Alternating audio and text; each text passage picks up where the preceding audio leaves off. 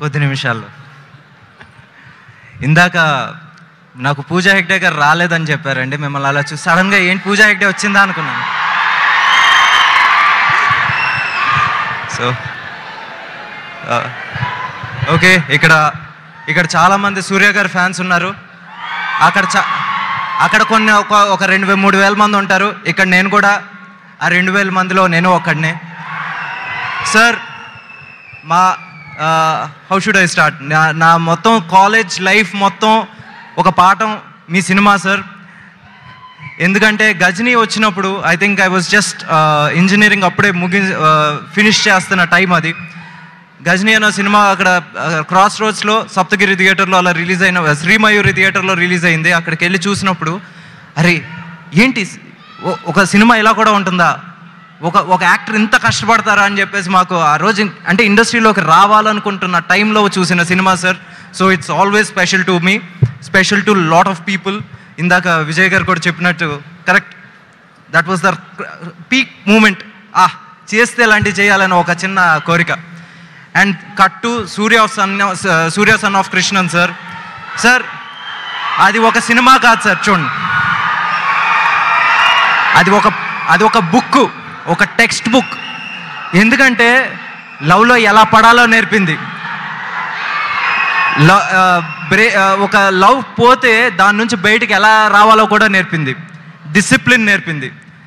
ఈ రోజుకి నాకు గుర్తుంది సార్, అది అప్పట్లో మనకి ఇన్ని ఓటీటీలు లేవు. టీవీలో వచ్చిన ప్రతిసారి మా నాన్నగారు వచ్చేసి ఆ సినిమా చూసేవారు. Because somewhere at some level it always connects a father and son. It teachers how you should be like a son. ఒక ఫ్యామిలీ పర్సన్ కింద ఎలా ఉండాలని నేర్పిన సినిమా సార్. అలా ప్రతి సినిమా సార్, మీ ప్రతి సినిమా నుంచి మేము ఏదో ఒకటి నేర్చుకున్నాం. నిజంగా thanks for all the great movies sir. Singam వచ్చినప్పుడు మాకు ఒక చిన్న బయటకు వచ్చినప్పుడు బైక్ ఉన్నోడికి కానీ కారు ఉన్నోడికి కానీ ఒక్కసారి యాక్సిలేటర్ సింగ్ అని లేగేసారు సార్. అసలు ఆ ఎనర్జీ కానీ సింగం 2 కానీ sir, hats off sir. you've given movies to all classes. But Surya Son of Krishnan, I again say sir, అది ఒక text book sir. Thanks for making us a better human being. And ఆ generation 90s kids కావచ్చు, 2000s kids కావచ్చు, 90s కిడ్స్కి కావచ్చు, 2000 కిడ్స్కి కావచ్చు, you have thought them how to live.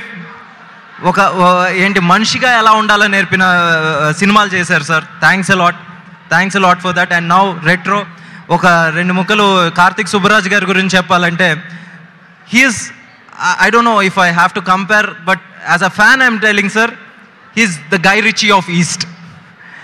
నిజంగా ఆయన మేకింగ్ వచ్చేసి ప్రతిసారి అరే ఇలా కూడా ఒకళ్ళు చేస్తారా అనిపించేది.